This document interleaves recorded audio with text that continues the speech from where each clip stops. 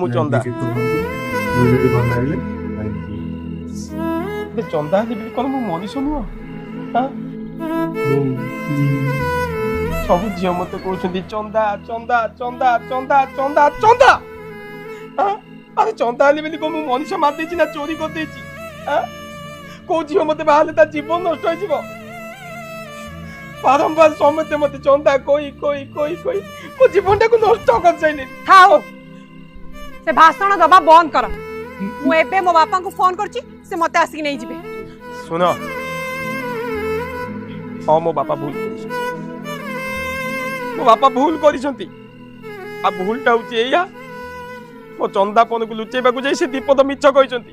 ଆରେ ଖାଲି ମୋ ବାପା ନୁହଁ, ତମ ବାପା ବି ଯଦି ମୋ ବାପାଙ୍କ ଜାଗାରେ ଥାନ୍ତେ ତାହେଲେ ସିଏ ବି ଏଇ କଥା କହିଥାନ୍ତେ।